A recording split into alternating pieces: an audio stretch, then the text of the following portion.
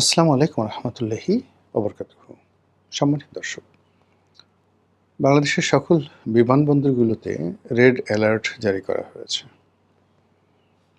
এর আগে পুলিশ তাদের নিজেদের জন্য রেড অ্যালার্ট জারি করেছে বলে বিভিন্ন সামাজিক মাধ্যমে খবর এসেছে। বাস্তবতা হলো যে বাংলাদেশের অভ্যন্তরে এখন প্রতিদিন কি ঘটছে এবং আসলে বাস্তবে কি ঘটতে যাচ্ছে, কি হচ্ছে বা কি হচ্ছে না, এই বিষয়গুলোর জন্য আমাদের আসলে সামাজিক মাধ্যমের উপরে নির্ভর করতে হয়। আমরা যারা পাঠক আছি বা আমরা যারা জানতে চাই, এখন মূল ধারার যে পত্রিকাগুলো আছে, তাদের যে প্রিন্ট ভার্সন, সেই প্রিন্ট ভার্সন খুব অল্প মানুষ আমরা পড়ছি। খুব অল্প মানুষের ভাষায় পত্রপত্রিকাগুলো রাখা হয়। একটা সময় ছিল যে আমি অফিসে বা বাসায় ৪-৫টা পত্রিকা রাখতাম। এখন অফিসে একটা পত্রিকা রাখি, বাসায় আরেকটা পত্রিকা রাখি। কিন্তু আসলে দুটো পত্রিকারই ফার্স্ট পেজ এবং লাস্ট পেজ, এর বেশি আসলে দেখা হয় না। কিন্তু এই পত্রিকাগুলো তাদের যে অনলাইন ভার্সন কিংবা তাদের যে ফটো কার্ডগুলো আমরা সামাজিক মাধ্যমে দেখি, ওটাই আমাদের কাছে বেশি আকর্ষণীয় মনে হয়, তাদের যে ডিজিটাল ভার্সন। আবার সেই ডিজিটাল ভার্সনগুলোকে বিভিন্ন যারা গুজববাজ রয়েছে তারা এতটা বিকৃত করে, এমনভাবে প্রচার করে যে আপনি কোনটা যে সঠিক আর কোনটা মিথ্যা, কোনটা যে পত্রিকার অরিজিনাল ফটো কার্ড আর কোনটা না, এটা অনেক সময় আসলে আপনি খুব সতর্ক না হলে খেয়াল করতে পারবেন না। মাঝে মধ্যে অবস্থা এমন হয়ে যায় যে একটা মিথ্যা খবর পত্রিকার নামে চালিয়ে দেওয়া হয় এতটা গুরুত্ব সহকারে যে পরবর্তীতে সেই পত্রিকা কর্তৃপক্ষ আবার আলাদা বিজ্ঞাপন দিয়ে আলাদা ফটো কাট করে বলতে হয় যে আমরা এই কথাগুলো বলিনি। কথাগুলো বললাম এই কারণে যে আসলে বাংলাদেশ পুলিশ কী করছে, বাংলাদেশে কতটা সতর্কতা জারি হচ্ছে এবং আসল ঘটনাটা কি, এরকম একদম একজ্যাক্টলি যে সত্যিকার চিত্র আমরা পাচ্ছি না। একদিকে যেমন বলা হচ্ছে যে বাংলাদেশের সমস্ত বিমানবন্দরগুলোতে সেই সতর্কতা জারি করেছে পুলিশ। আবার একটু পরে দেখলাম যে পুলিশের পক্ষ থেকে বলা হচ্ছে যে না, এই ধরনের কোনো সতর্কতা জারি করা হয়নি, এগুলো সব ভুয়া খবর। হোয়াট এভার মেবি, কিন্তু এটা একটা বিচ্ছিন্ন ঘটনা, কিন্তু বেশিরভাগ ক্ষেত্রেই পুলিশ সতর্কতা জারি করেছে এয়ারপোর্টগুলোতে।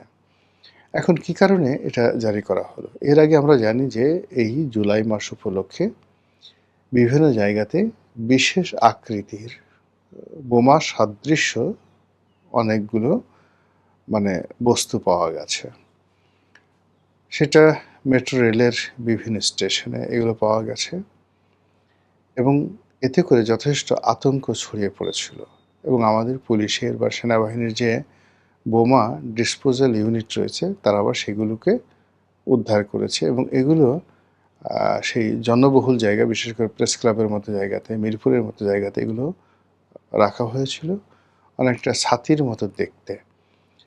এবং এটা যে কেবল বিচ্ছিন্ন ঘটনা তা নয়, দেখা গেল ওই দিন সংখ্যালঘুদের, বিশেষ করে হিন্দুদের যে অনুষ্ঠান রথযাত্রা, সেই রথযাত্রা উপলক্ষে প্রেস ক্লাবের সামনে দিয়ে যখন বিরাট মিছিল যাচ্ছিল, তখন ঠিক সেই জায়গাতে এরকম বোমা সদৃশ্য বিষয় পাওয়া গেল। দুর্ঘটনা ঘটেনি, কিন্তু দুর্ঘটনার যে আলামত আমরা দেখেছি, এতে করে সিঁদুরে মেঘ দেখে ভয় পাওয়ার মতো অবস্থা আমাদের তৈরি হয়েছে। আপনারা জানেন যে বিগত বিএনপি সরকার আমলে সারা বাংলাদেশের যে জজ কোর্টগুলো রয়েছে সেখানে একযোগে সেই বোমা হামলা হয়েছিল এবং ওই সময়ের যে জঙ্গিবাদ, শায়ক আব্দুর রহমান, বাংলা ভাই, তাদের নেতৃত্বে যে জঙ্গিবাদ শুরু হয়েছিল, সেই জঙ্গিবাদ কিন্তু এখন পর্যন্ত থেমে নেই। শেখ হাসিনার জামানাতে এই জঙ্গিবাদকে নিয়ে একদিকে ব্যবসা হয়েছে, অন্যদিকে সরকারকে জিম্মি করেছে, অন্যদিকে জনগণকে জিম্মি করা হয়েছে, আবার অন্যদিকে সরকার এবং রাষ্ট্র তারা ইচ্ছাকৃতভাবে হোক কিংবা নাটক তৈরি করার জন্য হোক, এই জঙ্গিবাদ নিয়ে বহু নিরীহ মানুষের জীবন তছনছ করে দিয়েছে। এটা হলো বাস্তবতা।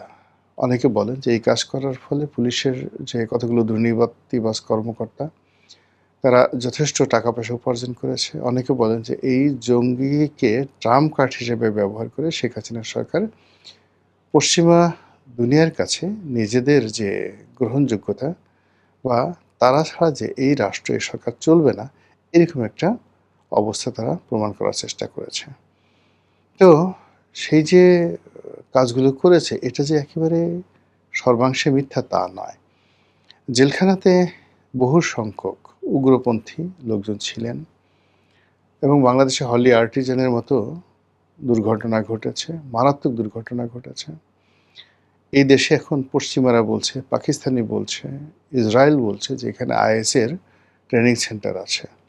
এখানে হরকাতুল জিহাদ থেকে শুরু করে পাকিস্তানের তেহরিকি যে তালেবানে অফ পাকিস্তান টিটিপি, তো সেই সংগঠনের ট্রেনিং সেন্টার এখানে আছে। আমাদের পার্বত্য অঞ্চল থেকে শুরু করে বিভিন্ন যমুনার যে দুর্গম চর অঞ্চলে এরকম অসংখ্য জঙ্গি ট্রেনিং সেন্টারের সন্ধান পাওয়া যায় এবং মাঝে মধ্যে বেশ কিছু সংখ্যক তরুণদেরকে গ্রেপ্তার করা হয়। তাদের আচার আচরণ, চাল চলন, মানে এগুলো দেখলে রীতিমতো তাদের পিতামাতা যারা আছে তারাও ভয় পাবে। ফলে এই যে এই মুহূর্তে সরকার যে দুর্বল একটি অবস্থানে রয়েছে, এতে কোনো সন্দেহ নেই। নাজুক অবস্থায় আছে দেশের আইনশৃঙ্খলা পরিস্থিতি। কোনো বাহিনীগুলো ঠিক ওইভাবে মাথা উঁচু করে এখনো পর্যন্ত দাঁড়াতে পারেনি। এমনকি সেনাবাহিনী সম্পর্কে মানুষের যে যাকে বলে ভয় ছিল, আতঙ্ক ছিল, এই গত ২ বছর ধরে জুলাই বিপ্লবের কারণে সেনাবাহিনী নিয়েও কিন্তু এখন অনেকে তুচ্ছ-তাচ্ছিল্যমূলক কথাবার্তা বলে থাকেন। যে সেনাবাহিনীর প্রধানকে নিয়ে মানুষ কথা বলা তো দূরের কথা, সেনাবাহিনীর একজন মেজরকে দেখলে মানুষ থরথর করে কাঁপত। এখন কে মেজর, কে মেজর জেনারেল, কে ব্রিগেডিয়ার জেনারেল, কে লেফটেন্যান্ট জেনারেল আর কে ফুল জেনারেল মানে সেনাপ্রধান, ওগুলো গণনা করার সময় যারা সমালোচনা করছে তাদের কাছে নেই। তারা মুখে যা আসে সেভাবে গালাগাল করছে।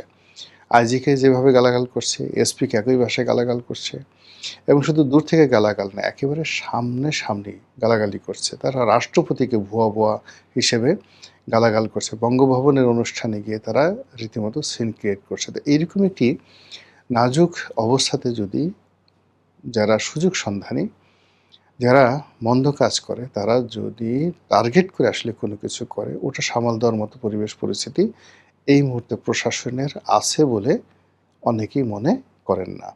তো এনিওয়ে, যেটি হলো যে এই মুহূর্তে কেন হঠাৎ করে সতর্কতা জারি করা হলো? এখানে জঙ্গি হামলা হতে পারে। দ্বিতীয়ত এখানে আওয়ামী লীগ এই কাজগুলো করতে পারে। ডিসেম্বরে শেখ হাসিনার বাংলাদেশে ফিরে আসাকে কেন্দ্র করে আওয়ামী লীগের মধ্যে একটা তোড়জোড় শুরু হয়ে গেছে এবং সেই তোড়জোড়ের প্রেক্ষিতে ঘোলা পানি তৈরি করার জন্য, সরকারকে বিব্রত করার জন্য, মানুষের মনে আতঙ্ক তৈরি করার জন্য, এটা আওয়ামী লীগও করতে পারে, কোনো জঙ্গি সংগঠন করতে পারে, বিদেশি কোনো গোয়েন্দা সংস্থা করতে পারে। তো এই বিষয়ে যে সরকারের যে সতর্কতা বা পুলিশের যে সতর্কতা বা রাষ্ট্রের যে সতর্কতা, এটা কেবলই মাত্র যে সতর্কতা রয়েছে বা সতর্কতা জারি করা হয়েছে, এর মধ্যে সীমাবদ্ধ রাখা উচিত না। দেয়ার মাইট হ্যাপেন ম্যানি থিংস। এই গেল একটা বিষয়। এখানে আরেকটি বিষয়, সেটা হলো পাকিস্তানের যিনি রাষ্ট্রদূত বাংলাদেশে সাম্প্রতিক সময়ে বেশ আলোচিত। গত ২ বছর ধরে বাংলাদেশের রাজনীতিতে পাকিস্তান বেশ অপরিহার্য হয়ে পড়েছে।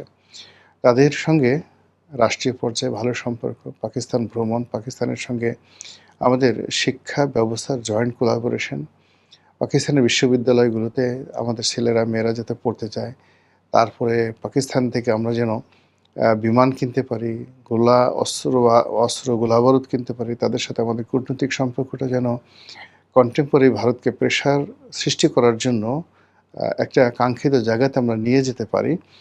এইজন্য ইউনূস জামানা থেকেই আসলে চেষ্টা করা হচ্ছে। চীনের সঙ্গে চেষ্টা করা হচ্ছে, পাকিস্তানের সাথে চেষ্টা করা হচ্ছে। এখানে চীন এবং পাকিস্তানের মধ্যে ডিফারেন্স হলো, চীনের সঙ্গে আমাদের বাণিজ্যিক সম্পর্ক হতে পারে, কিন্তু পাকিস্তানের সঙ্গে আমাদের, যেহেতু পাকিস্তান বাংলাদেশ একত্রে ছিল, সেখানে মহান মুক্তিযুদ্ধের মাধ্যমে তাদের সঙ্গে আমাদের একটা আলাদা যাকে বলা হয় সম্পর্ক তৈরি হয়েছে, ঘৃণার সম্পর্ক, অপছন্দের সম্পর্ক, শত্রুতার সম্পর্ক।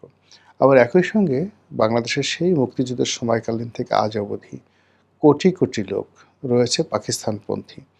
পাকিস্তানের প্রবল বিরোধিতাকারী গ্রুপ যেভাবে রয়েছে, পাকিস্তানপন্থী লোকজনের কিন্তু বাংলাদেশে অভাব নাই।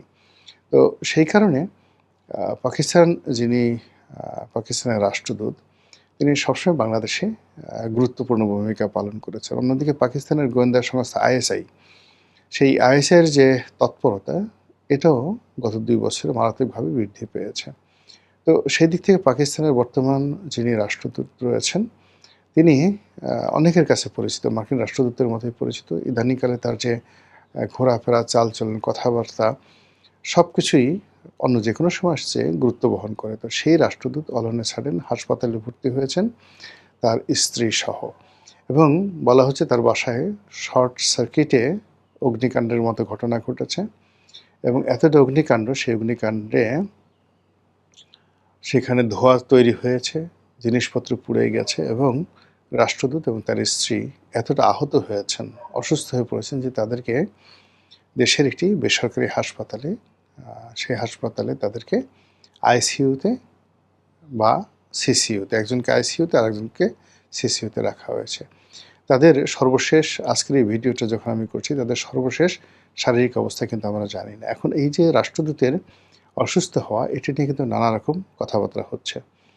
যারা সন্দেহ করছে যে না, পাকিস্তান একটি জঙ্গি রাষ্ট্র, একটি তালেবানি রাষ্ট্র, এবং সেখানে প্রচুর সন্ত্রাসী কর্মকাণ্ড হয়। তারা বিশ্বের বিভিন্ন দেশে রাষ্ট্রীয় মদতে তারা সন্ত্রাস করে।